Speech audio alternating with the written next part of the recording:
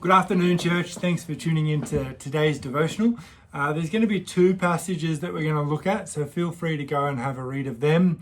It is Psalm 2 and Psalm 46. I'm just going to mention them briefly during the devotional, but please, take some time and read them. We're thinking about how to trust God and not powers of this world. Understanding that if we look for security in many places in our world, they're going to let us down. But there's only one true refuge, and that is God himself.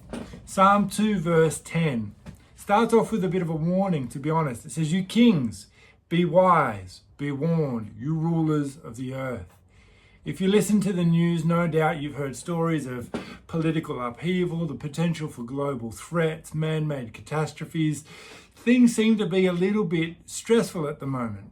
And with all the changes around us, sometimes we can fall into pits of fear. And although people around us may be fearful and stressed, there is no reason for a child of God, a Christ follower, to do the same things, to feel the same way, or at least feel fear to the same extent. For Christians, Jesus Christ is our refuge and our very present help in trouble. Psalm 46 verse 1.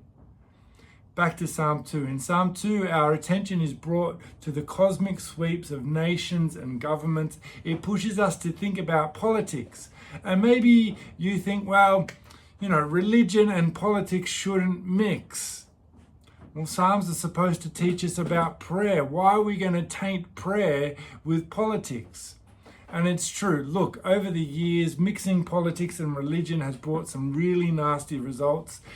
To think of a few, the Crusades, the Inquisitions, the witch hunts, the genocides, and we could go on and on and on.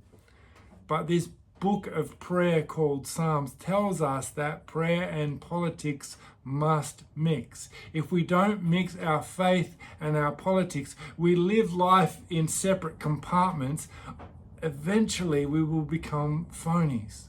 A life of integrity requires that we combine our politics and our faith without letting our politics corrupt our faith. And the only way that the psalmist tells us to do this safely is through prayer. Most of us try to keep our spiritual lives private. We pray to boost our inner peace. We ask God to watch over our families. But Psalm 2 urges kingdom language. It's calling us to pray for nations and for rulers.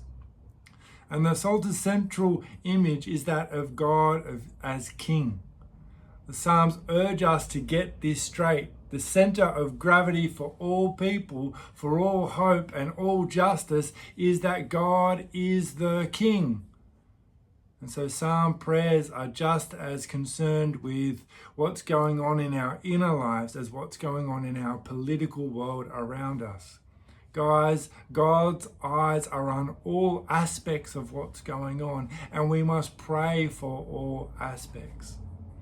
Moving through the Psalms into chapter 46, the writer intention here is certainly not to cause fear around world events that we can fall into at times, but rather these words are a reminder of our Father's supremacy over everything that happens, his protection of his people, and the ultimate victory that results in his kingdom rule on earth forevermore. In light of this, we are told to let go of worry and efforts to protect ourselves and listen and to trust God. To trust God even when we are fearful of what's going on around us or what could potentially happen in the future. Our comfort, our security are found not in frantically running around trying to make sure we are safe and comfortable, to make sure others have the same political views as we might have, or our political views rather are supported around the world, or that our particular political group wins. No, our comfort and our security comes from knowing God. That whatever trouble we experience, he is sufficient to help us through it. So the key to courageously facing the future is confidence in God. Not confidence in a political power, but confidence in God, knowing that He is our shelter, our strength, and our help in trouble. To increase our trust in God, a great start is to read through the Psalms, looking for words and phrases that affirm His protection, His steadfastness, and His care for us, which is so much throughout all of it. I want to leave you with this. Political powers may change. They may rise, they may fall. Yet God's kingdom will last forever. His love lasts forever. His comfort lasts forever. And so we hope in Jesus Christ. We do not hope in the powers of this world. We do not hope in any system that might be around us on earth.